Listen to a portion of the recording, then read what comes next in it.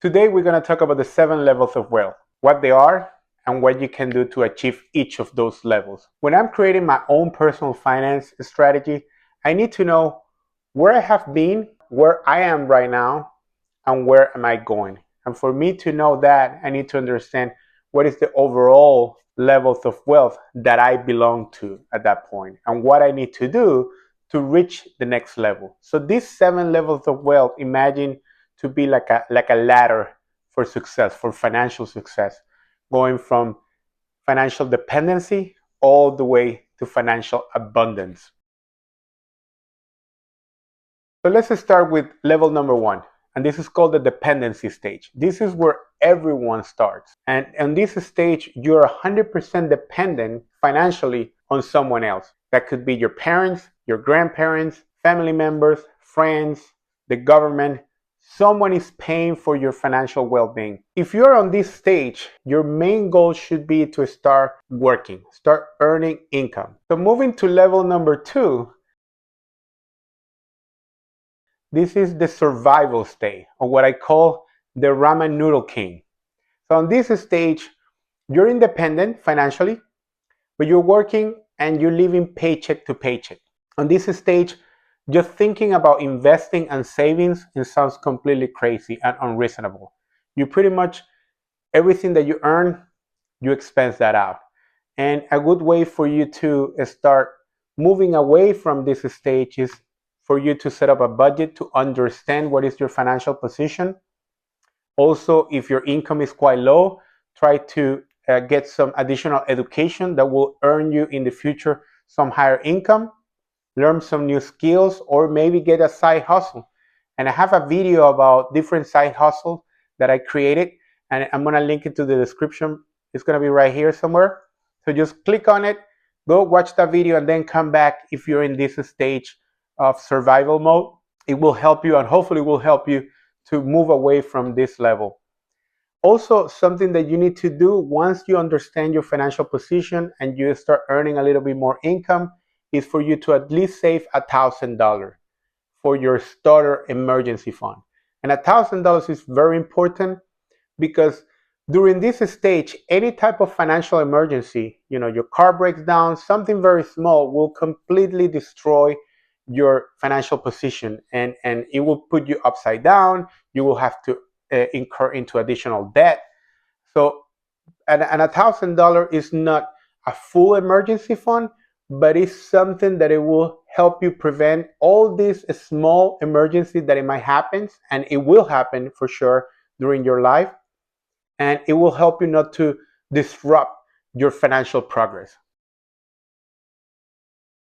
So the third level is financial stability. During this stage, your earnings cover all your immediate expenses or your necessary expenses, and it leave you a little more, leave you some opportunity for you to save and invest. During this stage, you're not wealthy by any means, but you're already starting to feel a little more comfortable.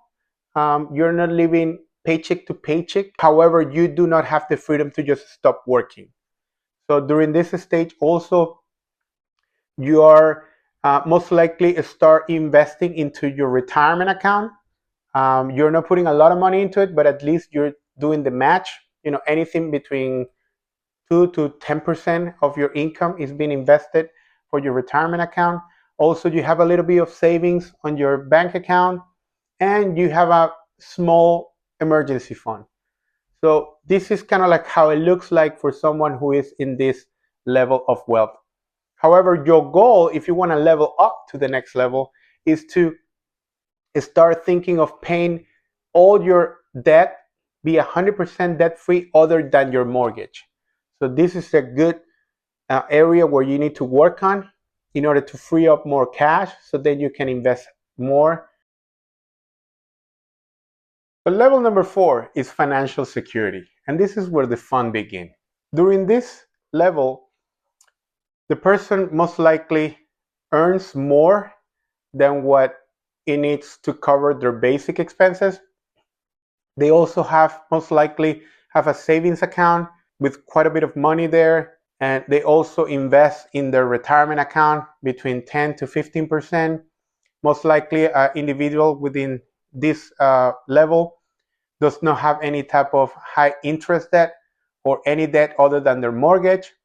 Most likely a person during this stage takes vacation with their family, and this is what we call the middle class. A traditional middle class individual will be within this level of wealth.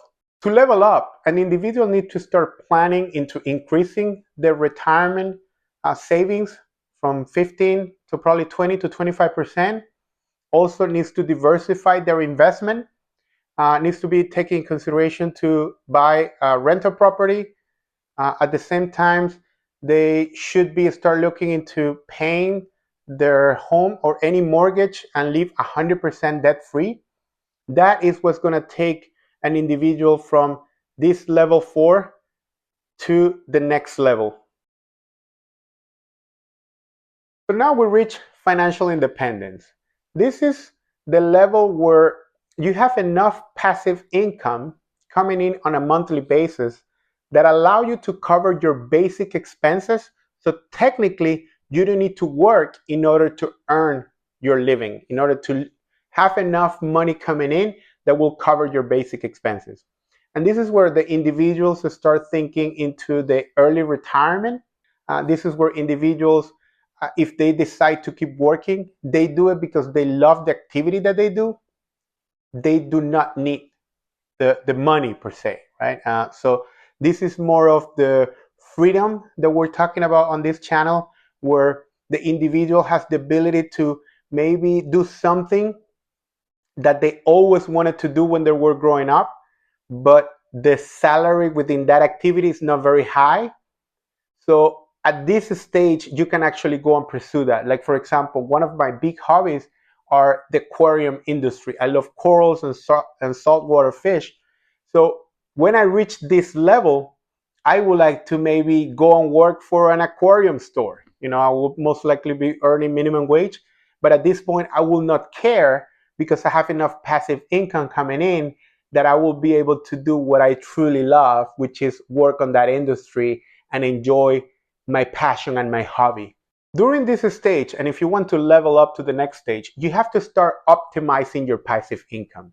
Most likely, you will have multiple sources of income or one large sum of income that is coming in through your dividend distribution or to your equity or to your multiple rental properties that you might have. So during this stage, if you want to level up, you have to start optimizing that. Try to find tax breaks that you can do in order to maximize your returns. You will also be looking into reinvesting your equities, especially if you decide to continue working on your field of study and you have a high income, but at the same time, you're also getting a lot of passive income. This is a great stage where you can kind of like optimize and start reinvesting and really multiplying your investment and your net worth in order to move to the next level. Now we reach financial freedom. During this level, you have enough passive income coming in not only to cover your basic expenses, but to cover more than that. In this stage, it covers your basic expenses, of course, but it also covers hobbies, traveling, luxury purchases.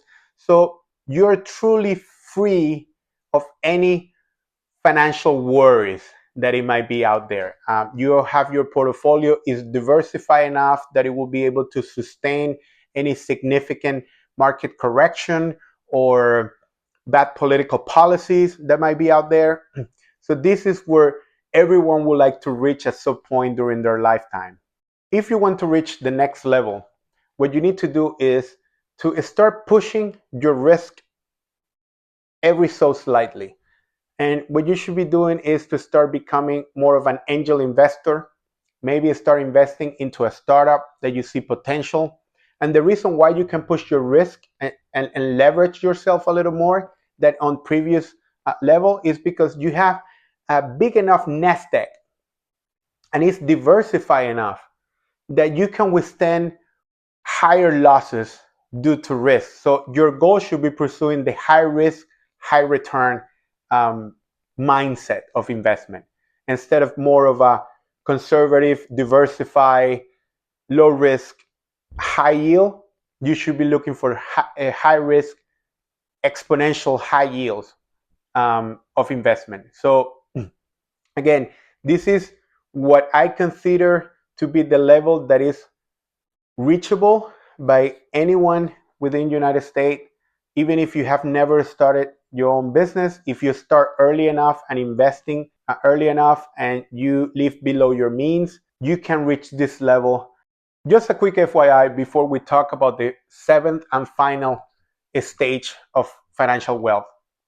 This level is so hard to get to achieve. This is the 0.01 of a percent of the wealth in the United States. So it's not even the one percenter. This is the 1% of that 1%. If that clarifies, it's most likely 99% of all of us, or 99.99% of us, will never reach this level of financial wealth. However, I use it as a way to motivate me to keep moving forward, to keep learning, to keep improving my financial position, and I recommend you to do the same. So don't use it as a way to bring you down. Use it as a way to motivate you and to get you to the next level, whatever level you are currently at. Let's talk about the seventh level of financial wealth, which is financial abundance.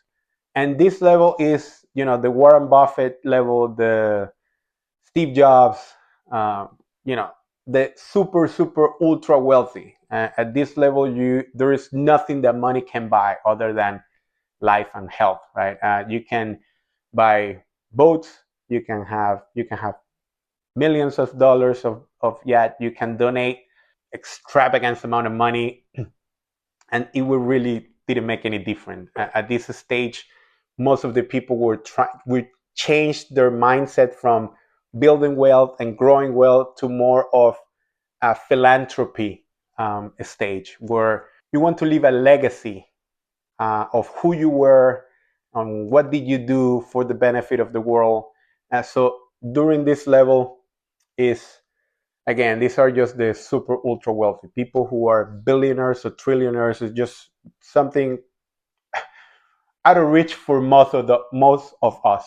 So there you have it. These are the 7 levels of financial wealth. But remember that these levels are only a framework, and you should not use this framework as a way to compare yourself against your peers. You should use this framework first to thank for where you are today and all the hard work that you have put in order to be where you are. And then also to understand what you need to do in order to improve your financial position. Last but not least, if you found this video helpful, don't forget to hit the like and subscribe button. Also, don't forget to hit the bell notification so you don't miss another video. Thank you, and see you next week.